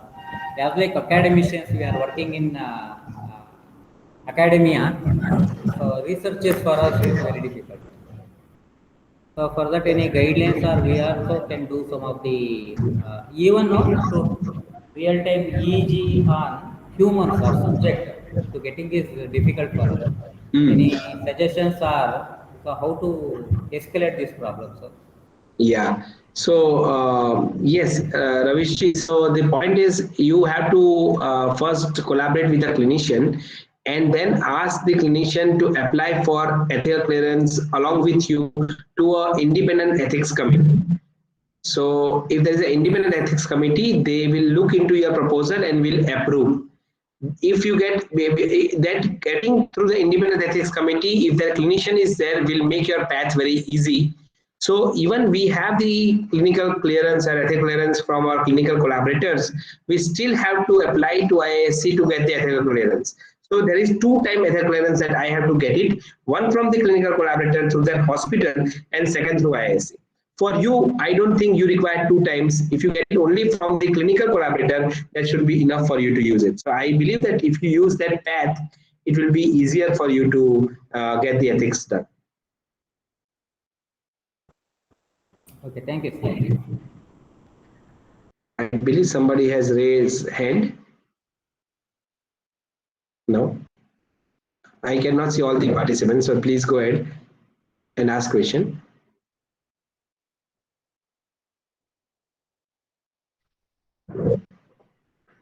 Yeah, Selva Raja, please.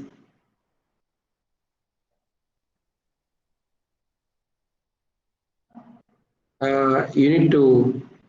Yeah, Sir, in please. chat box, they posted the question. Oh, I see. Is there research going on medical image processing? Yes, of course.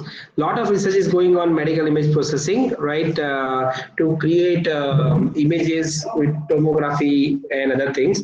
But none of them falls in my research expertise. This is not my research domain, right? So it will be difficult for me to tell you. But to give an example, people are using the X-rays and MRI images and doing machine learning to identify or diagnose the particular disease. I am part of one committee which is called STPI. You may look into that. It's called Software Technological Park of India.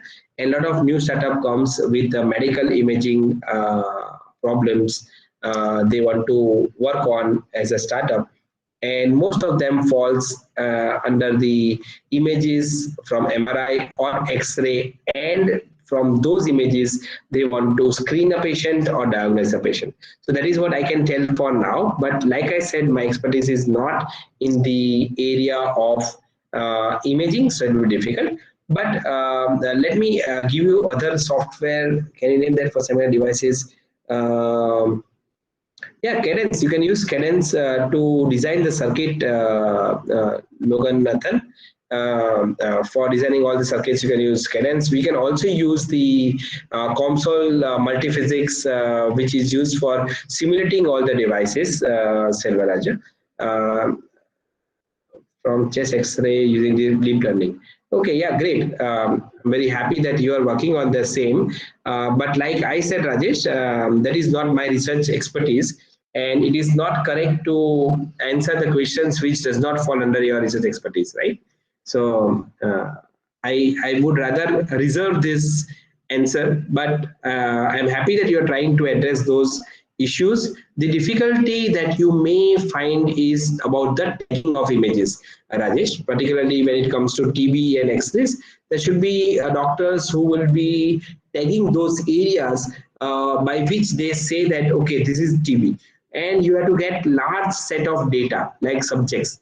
So for that, you need to have a clinical collaborator and you have to get the ethical clearance. Otherwise, if you publish a paper without ethical clearance, it is not correct.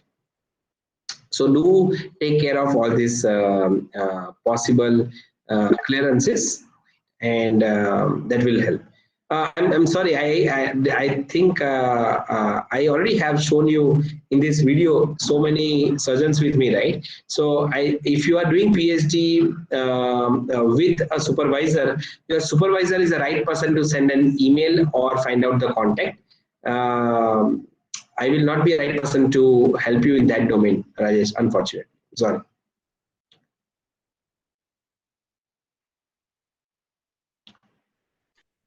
Because there are few doctors in Shankar Hospital. You may try. I can give you names of hospitals. May not be names of doctor, because like I said, you need to come up with a proper problem. Talk to them. Get a meeting scheduled and take it over. So Shankar Hospital is one place where you can try. There's the Indira Gandhi Institute of Health Sciences. You can try child health. That you can try. You can go for the Majumdar Medical Foundation. They have a lot of doctors there.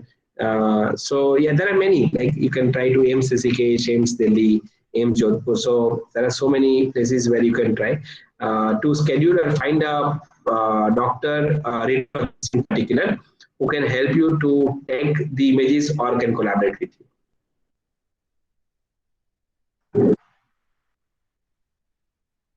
No problem, Rajesh.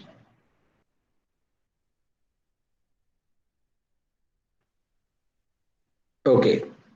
So yeah, what should we do now? Do you have any more questions? Should I take one more set of topic or yeah? Yeah, sir. Hello, sir. Good afternoon, sir. Yeah, Ramesh. Yeah. Yes, sir. My question is that, sir, can fMRI machines detect the motor neuron disease, sir? Yeah, I'm not sure. I'm not sure whether it can do it or not. That's not my area of expertise. What you can do is you can connect with Sanita Roy. Correct, Sanita Sinha Ray. She is from BSSC. You can write down BSSC IISC. Okay, sir. And she works on this fMRI related tool. Okay, sir. So she will be the right person to answer those questions. Okay, sir. Thank you. No problem. Ramesh. All right, Ravish, can I take one more topic? Yeah, sure, sir. With pleasure. Yeah, sure. Okay. All right. So this is the last topic for today, and that is on breast cancer. So let us move a little bit away from brain, right, and understand a disease which is a second largest cause of cancer-related death in women. And as you see in this slide, on the left side, you can see the developed countries, and then the right side, as you go, the economy is decreasing. That means it is developing or underdeveloped countries. The developed countries has large incidence rate, lot of patients, but the death rate is comparatively low. But when you see the developing countries and underdeveloped countries, the number of patients are less, but the death is very high. Why so? Because when the patient is diagnosed, it is already at third or fourth stage, and the reason for that is the awareness.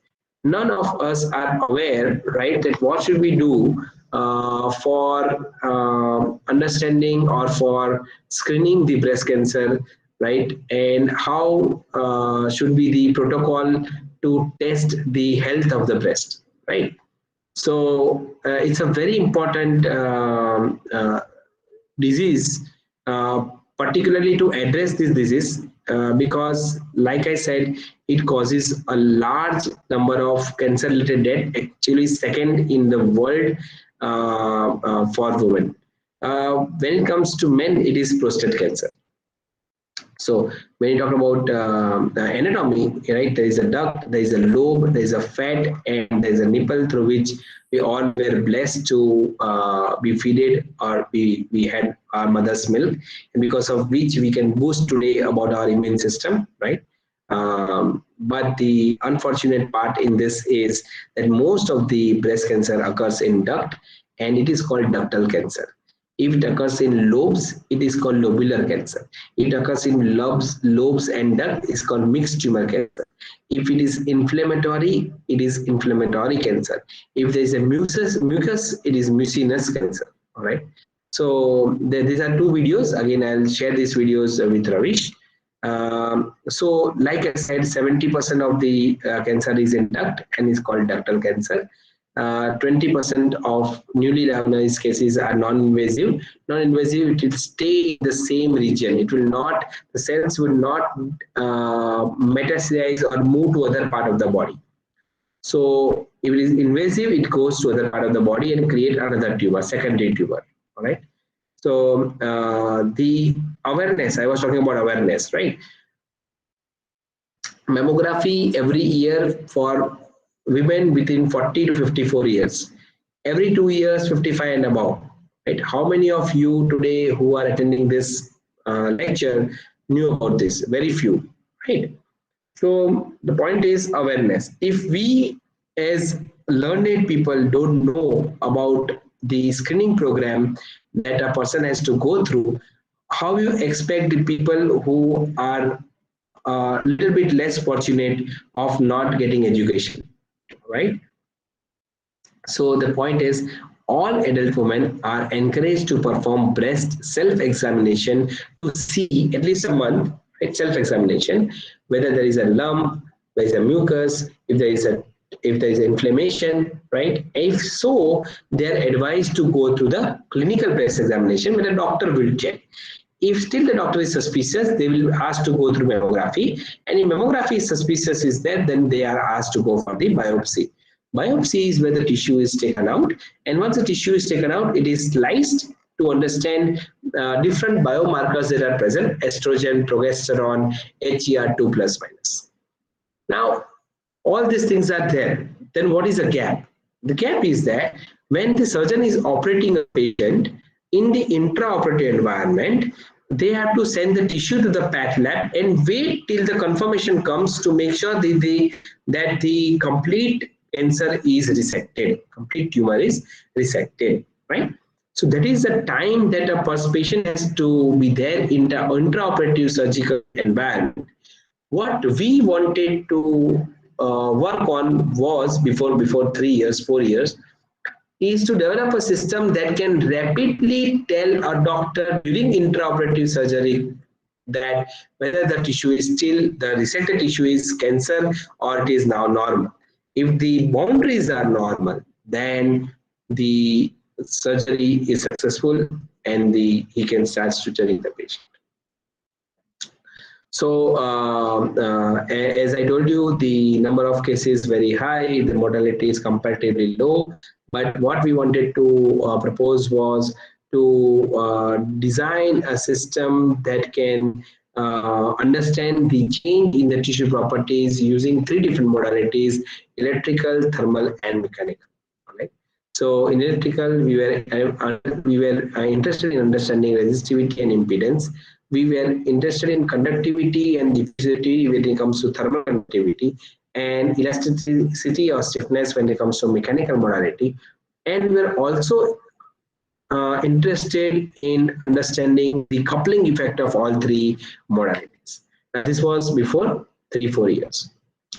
We have been successful in developing this semi-automated system for tissue phenotyping. Once the tissue is taken out, right, you can place the tissue in the center of this particular system, and then using the electrical and mechanical and thermal properties, we were able to see the difference between the normal and cancer. So these are this is a chip that we have fabricated, and this chip has electrical and thermal sensors. Now, how it is working, let us see. Please do concentrate on this particular slide, very important. So you see center of this chip, center. So these whole sensors are here, okay, within the square box. The center, where my laser pointer is there, center, right? I hope you can see my laser pointer. Laser pointer is there. Center is micro heater. This 1, 2, and 3. Again, 1, 2, and 3. These are thermistors or RTDs. And surrounding this micro heater is an interdigitated electrode. You see 1 and 2. So there are interdigitated electrodes. There is a micro heater. There is a thermal isolation trench, and there are RTDs. Now we have designed a PCB with a press fit contact such that you can place the device, and then device can be inserted into this particular micromanipulator, and in the center is a tissue. We have also correspondingly designed the entire system, the related electronics, and the UI to maneuver this particular system. So this is a video. This video, you can see that the tissue is in the center. I'll talk about this indentation later on, but you focus on this too. So one chip is on this side, second chip is on this side. Tissue is in center.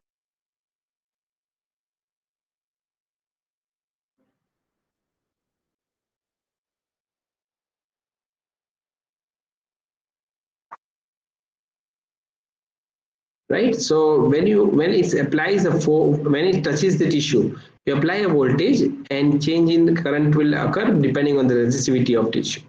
Now, since there is an interdigital electrodes, you can also the surface resistivity of tissue.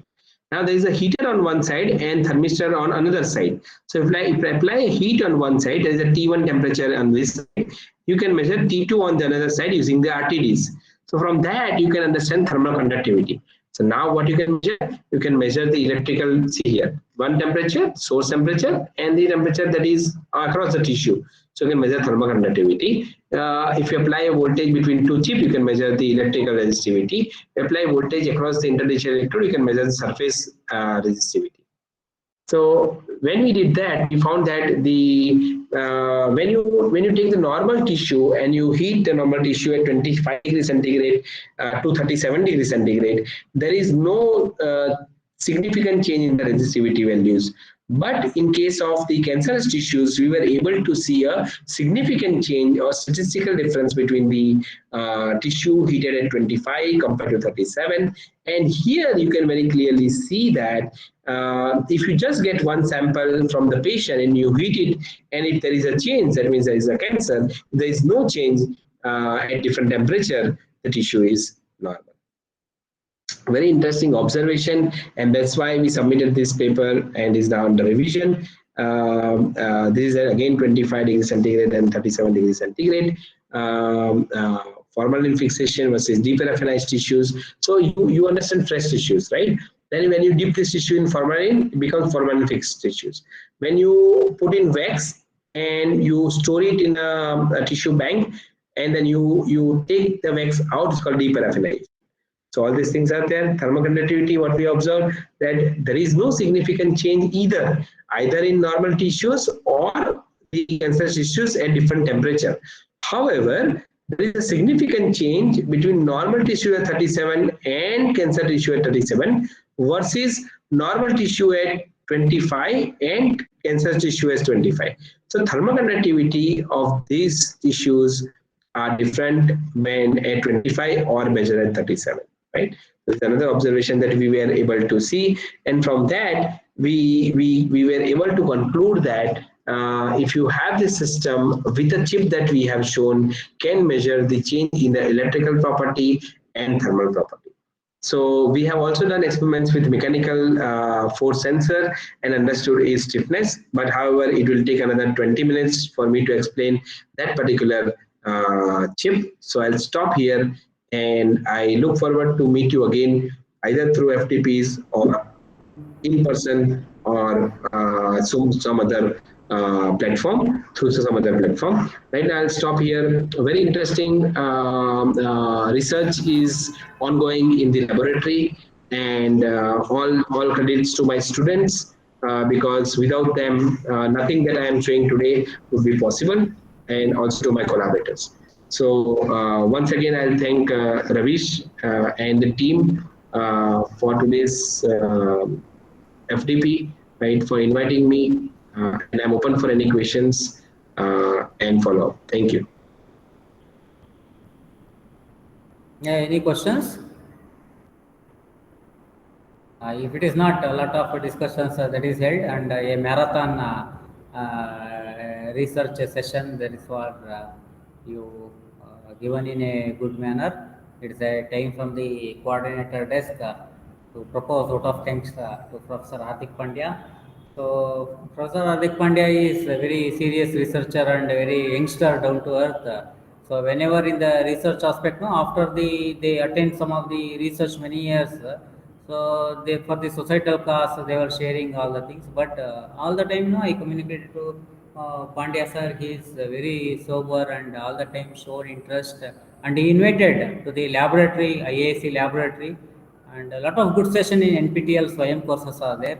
So if you go through all the sessions, those who are doing the research in particularly electrophysiology, neuroinstrumentation, it is Hardik Pandya is very interesting, and he is covers a lot of expertise in linear integrated systems, VLSI, and 3D lab. So those things are there because what I am telling is if you are doing research, me also know I am focusing only narrow down to the EEG. But so when the problem comes is a seizure prediction and all, I don't have sophisticated medical devices. It is a very bulky and it should not be handy. So for the wearable devices, so 3D printing and electrodes, and for even for the rat, the minute electrodes, implantable electrode they have designed in the ESC. So that's what take home message for all the participants and for me is, if we connect with some pioneer institute and they were so good and with they are encouraging for the societal cause, and we have to get benefit from the Indian Institute of Science at least by visiting that. This course is actually designed and applied to the AICT, and they appreciated the course, and they said go ahead with the laboratory session. So many were yesterday they were asking about this hands-on and laboratory session. Because of pandemic and other criteria, we are now geologically set from the India to the South India, all the parts of the country are there. So it will be good if it is online mode.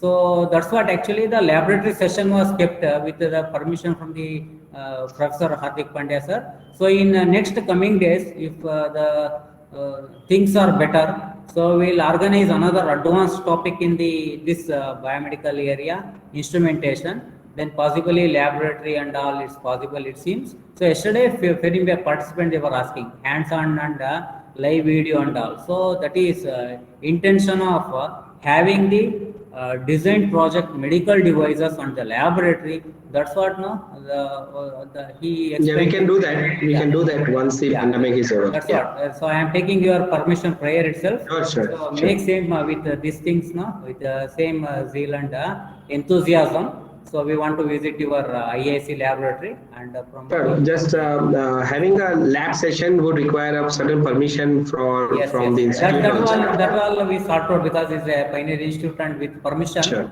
and all the things we can proceed with the higher authority and other things that can we'll discuss. Yeah, sure. I thank Professor Hardik Pandya. He given justice, lot of research avenues and focused on many areas. And he is the right person in electrophysiology and neuroinstrumentation, and particularly not only the topic of session, realization of medical devices and implementation part also. For that, on behalf of actually I have to thank AICT fraternity for promoting this FDP program all over India. It is there, and session is also available in the video. And PVPL Fresher Dr. AIT, where I am working, and my department on behalf of principal and from our department faculty members, thank you on behalf of participant also. I thank the participant, because even if it is 1:45, the session is the closest. They are having enthusiasm and their questions is never ending the queries. So I am sir. Thank you very much for the very wonderful session from you. And for the participant is a note, we can rejoin after the lunch. 2:30, the third session will be there. It is a non-linear EEG from Dr. Kotresh. He is also pursued PhD in that area, and the EEG, non-linear analysis and algorithms and the programs he is going to explain. So now we can wind up day 2, second session, and have your lunch and join sharp. And active participation is thank you. Thank you, Ravish. Thank you. Bye bye.